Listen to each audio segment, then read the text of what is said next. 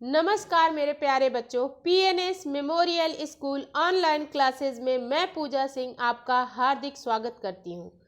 आज हम लोग कक्षा 9 का चौथा अध्याय जो है महादेवी वर्मा का गिल्लू उसको पढ़ेंगे। लेकिन सर्वप्रथम हम लोग जान लेते हैं महादेवी वर्मा जी का संक्षिप्त जीवन परिचय। महादेवी वर्मा जी पीड़ा की गायिका के रूप में जानी जाती हैं और सुप्रसिद्ध छायावादी कवयित्री होने के साथ साथ एक उत्कृष्ट गद्य लेखिका थी। इनके बारे में बाबू गुलाब राय ने कहा है कि जैसे शीर्ष स्तरीय गद्यकार ने लिखा है कि मैं गद्य में महादेवी वर्मा का लोहा मानता हूँ। चलिए इनका पहले संक्षिप्त जीवन परिचय जान लेते हैं, फिर आगे बढ़ते हैं। बच्चों आप लोग ध्यान देना, यही आप लोग के लिए सबसे ज़्यादा महत्वपूर्ण है। इसको याद कर लिए तो आपके एग्जाम में 5 नंबर पक्के हैं। चलो सबसे पहले लिख लो, इनका जन्म स्थान फर्रुखाबाद उत्तर प्रदेश। महादेवी वर्मा का जन्म स्थान कहाँ है? फर्रुखाबाद उत्तर प्रदेश। इनकी जन्म और मृत्यु लिख लो। जन्म लिख लो 1907 ईस्वी में और मृत्यु 1987 ईस्वी में, यानी ये 80 साल तक जीवित रहीं। इनके पिता गोविंद सहाय और माता इनकी श्रीमती हेमरानी देवी, और ये छायावादी युग की लेखिका थी। इनकी भाषा जो थी संस्कृत निष्ठ खड़ी बोली।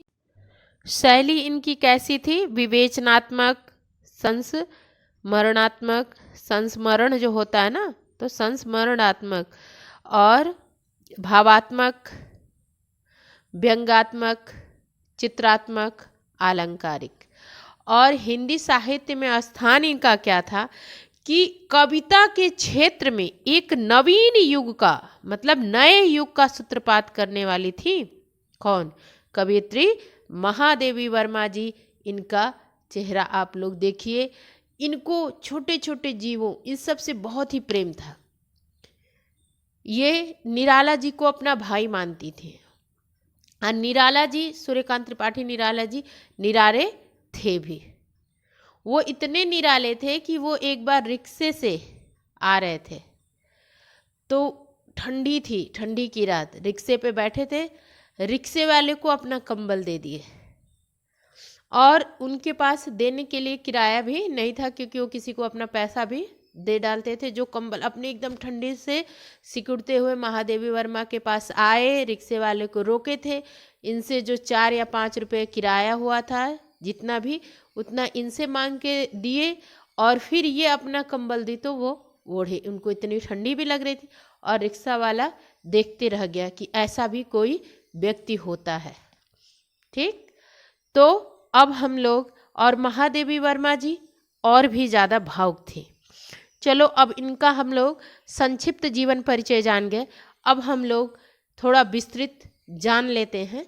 लिखना ये सारा नहीं रहेगा आप लोग को, सबसे ज़्यादा यही इम्पॉर्टेंट है कि आप संक्षिप्त जीवन परिचय याद कर लीजिए और गोविंद प्रसाद वर्मा डालीजिएगा। यहाँ गोविंद सहाय जो है ना, गोविंद प्रसाद वर्मा।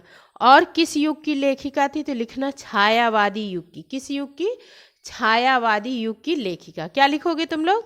वो शुक्ल युग के बाद पड़ता है ना छायावादी, तो इसलिए शुक्लोत्तर युग लिखा है, उसके बाद का युग। तो आप लोग सीधे बस लिख लेना छायावादी युग की लेखिका। अब इनका जो जीवन परिचय है इनके बारे में जान लेते हैं, थोड़ा समझ लेते हैं विस्तृत रूप में। महादेवी वर्मा पीड़ा की गायिका के रूप में सुप्रसिद्ध छायावादी कवयित्री होने के साथ साथ एक उत्कृष्ट गद्य लेखिका भी थी। गुलाब राय जैसे शीर्ष स्तरीय गद्यकार ने लिखा है कि मैं गद्य में महादेवी वर्मा का लोहा मानता हूँ। महादेवी वर्मा का जन्म फर्रुखाबाद के एक संपन्न कायस्थ परिवार में 1907 ईस्वी में हुआ था। इंदौर में प्रारंभिक शिक्षा प्राप्त करने के बाद इन्होंने क्रास्थवेट गर्ल्स कॉलेज इलाहाबाद यानी प्रयागराज में शिक्षा प्राप्त की। ये और सुभद्रा कुमारी चौहान जो थी वो एक ही जगह हॉस्टल में रहती थी।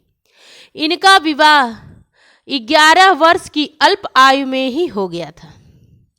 ससुर जी के विरोध के कारण इनकी शिक्षा में व्यवधान आ गया, परंतु उनके निधन के पश्चात इन्होंने पुनः अध्ययन प्रारंभ किया और प्रयाग विश्वविद्यालय में संस्कृत विषय में एमए की शिक्षा जो थी वो प्रथम श्रेणी में उत्तीर्ण की और 1965 ईस्वी तक प्रयाग महिला विद्यापीठ की प्रधानाचार्य के रूप में कार्यरत रहीं। इन्हें उत्तर प्रदेश विधान परिषद की सदस्य भी मनोनीत किया गया। ठीक, इनका देहावसान यानी इनकी मृत्यु कब हो गई, किस सन में, तो 11 सितंबर 1987, 11 सितंबर 1987 को इनका देहावसान हो गया। प्रयाग में ही हुआ था। अब इनका साहित्यिक परिचय हम लोग देख लेते हैं, ये आप लोग के लिए महत्वपूर्ण है। महादेवी वर्मा के गद्य का आरंभिक रूप इनकी काव्य कृतियों की भूमिकाओं में देखने को मिलता है। ये मुख्यतः कवियत्री ही थी, फिर भी गद्य के क्षेत्र में उत्कृष्ट कोटि के संस्मरण, रेखा चित्र, निबंध एवं आलोचनाएं लिखी। रहस्यवाद एवं प्रकृतिवाद पर आधारित इनकी छायावादी साहित्य हिंदी साहित्य की अमूल्य विरासत के रूप में स्वीकार किया जाता है। विरह की गायिका के रूप में महादेवी जी को आधुनिक मीरा कहा जाता है। महादेवी जी के कुशल संपादन के परिणाम स्वरूप ही चांद पत्रिका, एक पत्रिका थी जिसका नाम था चांद, तो नारी जगत की सर्वश्रेष्ठ पत्रिका बन सकी।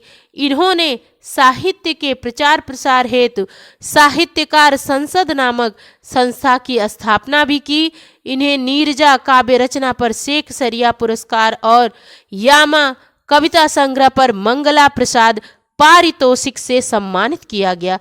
कुमायूं विश्वविद्यालय ने इन्हें डी.लिट की मानद उपाधि से विभूषित किया। भारत सरकार से पद्म भूषण पद्म विभूषण भी इन्हें प्राप्त हुआ था। ज्ञानपीठ पुरस्कार इन्हें 1983 ईस्वी में दिया गया। बच्चों आप देखो इनको कितने पुरस्कार मिले हैं, कितनी महान थी ये लेखिका महादेवी वर्मा जी, पीड़ा की गायिका महादेवी वर्मा जी, आधुनिक मीरा महादेवी वर्मा जी। इनकी कृतियां देख लेते हैं हम लोग। पहले निबंध संग्रह देखते हैं। छड़दा, श्रृंखला की कड़ियां, अबला और सबला, साहित्यकार की आस्था, संकल्पिता आदि। इन निबंध संग्रहों में इनके साहित्यिक तथा विचारात्मक निबंध संग्रहित हैं। रेखा चित्र जो अतीत के चलचित्र और स्मृति की रेखाएं। अब संस्मरण देख लो। पथ के साथी, मेरा परिवार, स्मृति चित्र, संस्मरण और भाषण संग्रह लिख लो, संभाषण। संपादन किसका किसका की थी? चांद पत्रिका और आधुनिक कवि का विद्वता के साथ संपादन कार्य भी किया। आलोचना किस पे की थी? हिंदी की विवेचनात्मक गद्य नामक एक आलोचना, फिर यामा और दीप शिखा की भूमिकाओं में की आलोचना, और काव्य रचनाएं निहार, नीरजा, रश्मि, सांध्य गीत, दीप शिखा, यामा, सप्तपर्णा, प्रथम आयाम एवं अग्निरेखा आदि। इनकी काव्य कृतियों में महादेवी जी की अंतर्वेदना और रहस्यमयी वृत्तियों की अभिव्यक्ति हुई है। इनकी भाषा शैली हम लोग जान लेते हैं। संक्षिप्त में तो आपने ऊपर पढ़ लिया है, अब थोड़ा विस्तृत में जान लो, इसको याद करते चलो मेरे साथ ही आप लोग। महादेवी जी की काव्य भाषा अत्यंत उत्कृष्ट, समर्थ एवं सशक्त है।